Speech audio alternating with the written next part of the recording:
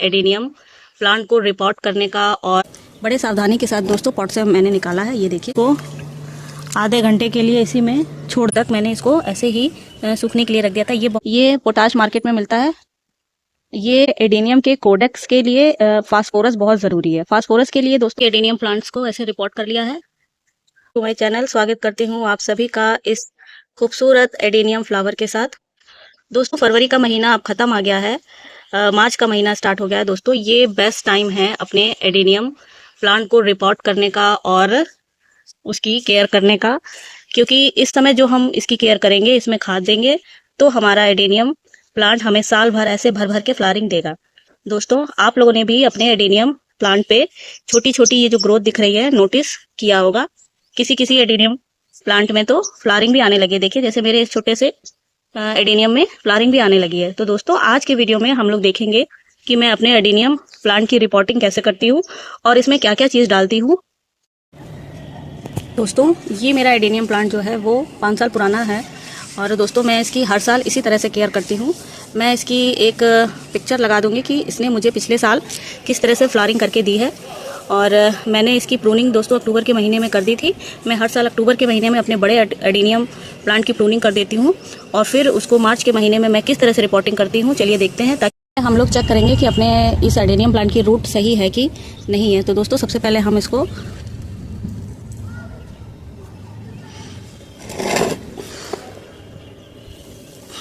बड़े सावधानी के साथ दोस्तों पॉट से मैंने निकाला है। ये देखिए इसका फ्रेंड, सावधानी के साथ हम लोग देखेंगे। अगर कोई हमारी जड़ें खराब है या कहीं से गल रही हैं तो दोस्तों हम लोग उसको अच्छे से काट देंगे।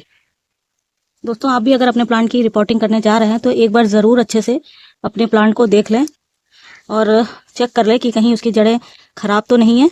मेरे प्लांट में 1-2 जड़ें दोस्तों खराब थी और अब मैं इसको अच्छे से मैंने देख लिया है। और भी मेरे जितने भी एडेनियम के प्लांट है मैं सबको ऐसे ही खोल खोल के चेक करती हूँ।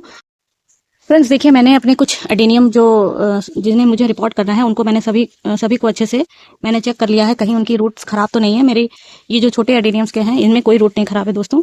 तो अब मैंने एक बाल्टी में पानी लिया है दोस्तों और उसमें अब थोड़ा सा हम फंगीसाइड डालेंगे। करीब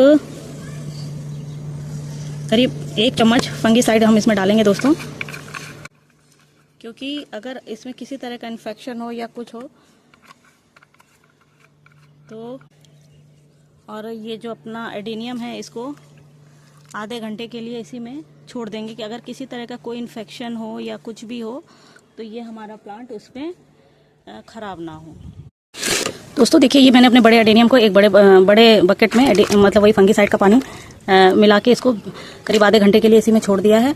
और मैंने जो बाकी के ये जो मेरे छोटे एडेनियम्स हैं इनको इसको छोटे बाल्टी में रख दिया है।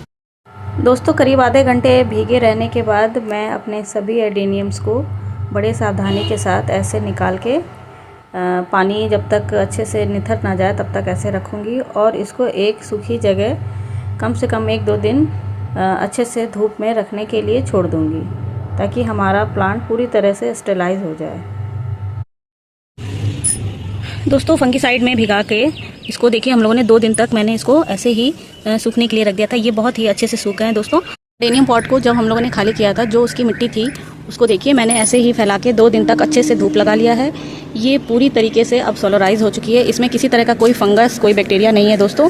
ये पूरे आप देख सकते हैं, इसमें बहुत ज़्यादा रेत की मात्रा है। रेत है, चारकोल है, कुछ ये देखिए पत्थर के टुकड़े हैं और इसमें ईंट के टुकड़े हैं दोस्तों। इसमें 70% सैंड है और 30% मेरे गार्डन की सॉइल है और इसमें ईंट के टुकड़े, मोटे मोटे कंकड़ के टुकड़े, बिल्कुल जैसे रेगिस्तान की सॉइल होती है दोस्तों, बिल्कुल वैसे ही हमें ये सॉइल बना के तैयार करनी है दोस्तों। अब रही ये पुरानी मिट्टी है, अब इसमें हम लोग कुछ न्यूट्रिशन डालते हैं। न्यूट्रिशन के लिए देखिए दोस्तों ये मैंने कुछ पत्तों की खाद ली है और आधी इसमें वर्मी कंपोस्ट मिली हुई है दोस्तों। इसमें मैं वर्मी कंपोस्ट डालती हूँ क्योंकि अक्सर अगर कोई भी हमारी गोबर की खाद है अगर वो सही से डिकम्पोज नहीं है तो हमारे एडेनियम प्लांट में फंगस आ सकता है। तो इसीलिए दोस्तों बहुत ही सावधानी से अगर आप भी कोई खाद मिलाएं तो वो बहुत अच्छे से वेल डिकम्पोज होनी चाहिए।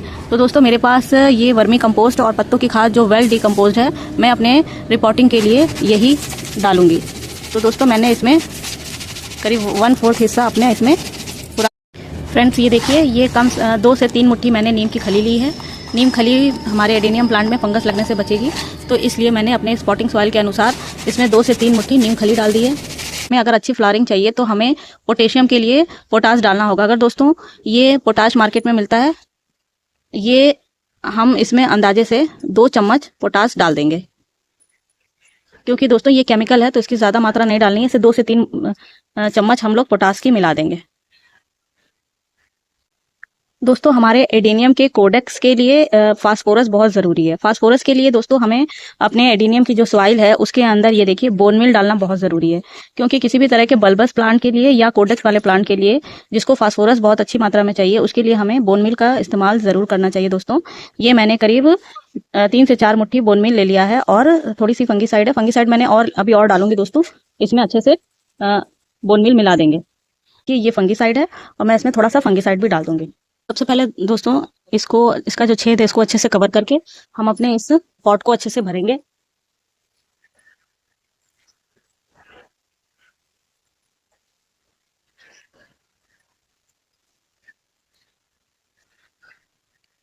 और दोस्तों जो हमारा एडेनियम प्लांट है उसको, जैसे पहले ये थोड़ा अंदर तक था ना, तो इसको थोड़ा सा ऊपर उठाते हुए अपने एडेनियम प्लांट को अच्छे से सेट करेंगे और इसमें मिट्टी डालेंगे।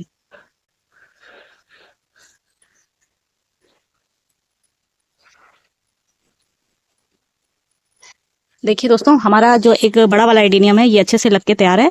इसी तरह मैं अपने जो सारे छोटे एडेनियम है उनको भी ऐसे लगा के रेडी कर लेती हूँ।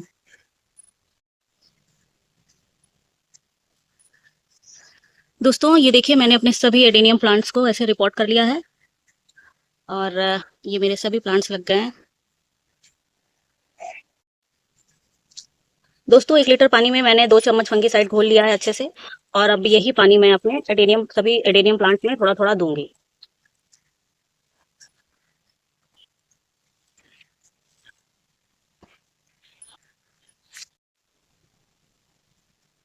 दोस्तों मैंने अपने सभी एडेनियम प्लांट्स पे फंगीसाइड का पानी डाल दिया है। अब इसको हम लोग फुल धूप में रख सकते हैं दोस्तों, और ये हमारा प्लांट आने वाले गर्मियों के लिए एकदम रेडी है अच्छी अच्छी फ्लावरिंग करने के लिए। दोस्तों अगर आपको एडेनियम प्लांट पे मेरे द्वारा दी गई जानकारी अच्छी लगी हो तो दोस्तों मेरे चैनल को सब्सक्राइब करना बिल्कुल ना भूलें।